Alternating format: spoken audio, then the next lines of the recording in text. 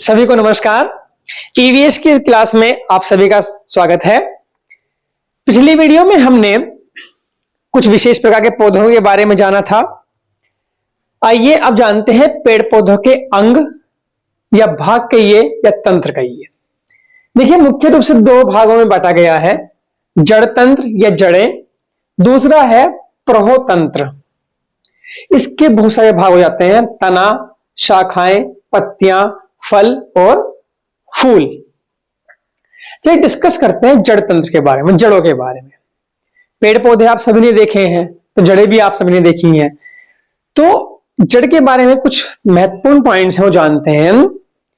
जड़ कहां होती है? प्रकाश से दूर रहती है, वायु से भी दूर रहती है, क्योंकि जमीन के अंदर होती है, भूमि के अंदर होती है, इसलिए वहां तक प्रकाश भी नहीं पहुंच पाता और हवा भी नहीं पहुंच पाती, इसलिए जड़ें प्रकाश और वायु से दूर होती है।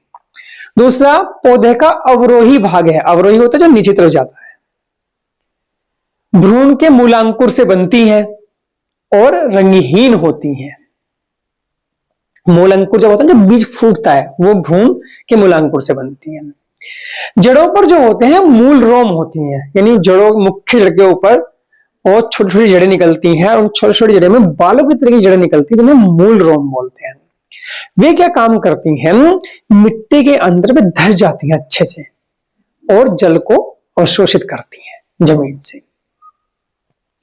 अब बात, इतनी सब बातें जानते ही हैं, एक इंपॉर्टेंट बात और आती है कि जड़ जो है जमीन के अंदर ऐसे बढ़ती चली जाती है नीचे गहराई में। तो कैसे बढ़ती है उसको जानते हैं, किस प्रकार वो चलती है, किस प्रकार वो बढ़ती है। जड़ का जो नीचे का भाग होता है, अग्र भाग जिसे बोलते हैं, उस पर एक टोपी के समान रचना होती है। ये टोपी होती है ना, उस तरह की, उसे बोलते हैं मूल गोप। वो मूल गोप क्या करता है? उस टोपी से एक तरह का केमिकल निकलता है, और वो केमिकल क्या काम करता है? मिट्टी के कणों को घोल देता है। तो जो कठोर भूमि थी, हार्ड सरफेस है, वो क्या होती है? मुलायम हो जाती है घोलने के कारण, और इसलिए जड़ जो है वो जमीन में आसानी से धंसती चली जाती है, बढ़ती चली जाती है। अब देखते हैं जड़ों के प्रकार। जो भी महत्वपूर्ण तथ्य ने जड़ों के बारे में बताएं, वो आपको अच्छे से क्लियर हुए हैं, उनको नोट करके रखिएगा। जड़ के निचले अग्र भाग पर क्या होता है? मूल गोप होता है, जो जड़ों को जमीन के अंदर बढ़ने में सहायता करता है। जड़ प्रकाश और वायु से दूर होती है और क्या करती हैं? अवरोही भाग है पौधे का। जड़ पर मूल रोम होते हैं, रंगहीन होती हैं। जड़ें दो प्रकार की होती हैं, मूसला जड़ें, टैप रूट, और दूसरी है रेशेदार या झकड़ा जड़ें, फाइब्रस रूट। अभी मूसला जड़ें कैसी होती हैं ये मैं आपको बताता हूं। देखिए, मूसला जड़ जो होती है, इसमें मुख्य जड़ मोटी होती है और फूली हुई होती है। जैसे मान लीजिए जमीन के अंदर होती है, तो यह कुछ कुछ आपको ऐसी दिखाई देगी, यह मोटी होगी, फिर नीचे ऐसे ऐसे बारीक होती चली जाएगी। इस तरह से मुख्य जड़ मोटी होती है, इसे हम प्राथमिक जड़ भी कहते हैं। और इसके सहारे सहारे फिर और बहुत सारी जड़ें निकलती चली जाती हैं, ये कहलाती हैं द्वितीयक जड़ें। द्वितीयक जड़ें, और इन पर भी जड़ निकल जाती हैं, या ऐसे जो बन जाते हैं, ये होते हैं मूल रोम। इस तरह जो दिखाई देते हैं, ये मूल रोम होते हैं, जो जमीन में से पानी को अवशोषित करने का कार्य करते हैं। तो प्राथमिक जड़ें और द्वितीयक, ये प्राथमिक जड़ है और ये द्वितीयक जड़ें हैं। इस पर भी अगर कोई ऐसी ब्रांच बन जाए इस तरह से, तो ये तृतीयक जड़ बन जाएगी। बाकी छोटे छोटे रेशेदार जो निकल रही हैं, रेशे से निकल रहे हैं, रेशेदार नहीं, रेशे जो निकल रहे हैं, इन्हें हम कहते हैं मूल रोम, जो कि पानी के अवशोषण का मुख्य काम करते हैं। तुलसी में, सरसों में, नीम में, आम, मटर, मूली, गाजर, चुकंदर, उनमें सब तरह में जो होती हैं वो टैप रूट होती है। और ये जड़ें जो होती हैं गहरी होती हैं, जमीन के ऊपर ऊपर नहीं होती, गहरी होती है। दूसरी होती है रेशेदार या झकड़ा जड़ें। ये जड़ें कैसी होती हैं? जैसे मान लीजिए ऊपर आपका यह प्लांट है और नीचे जड़ें कुछ इस तरह से होंगी।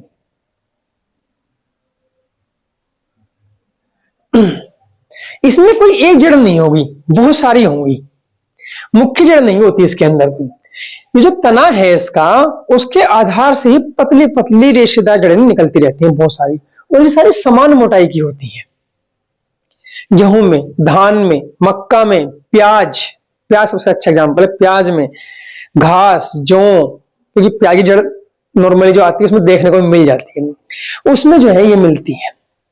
और ये जड़ें जो है ज्यादा गहरी नहीं होती। बांस के पेड़ में भी ये जड़ होती है।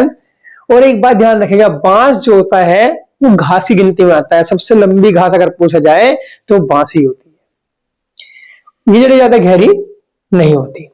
अब जो मूसला जड़ें हैं, ये भी आपको 3 तरह की देखने को मिलेंगी। कौन कौन सी? ये जो मूसला जड़ें हैं, ये 3 तरह की आपको नजर आएंगी। इनमें से जो पहली है वो है शंकु के आकार की, कोनिकल।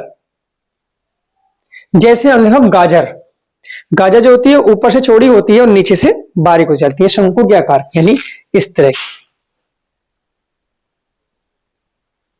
शंकु आकार, ऐसे। दूसरी होती है कुंभी रूप, कुंभी यानी घड़े के तरह की, जैसे कि शलजम और चुकंदर।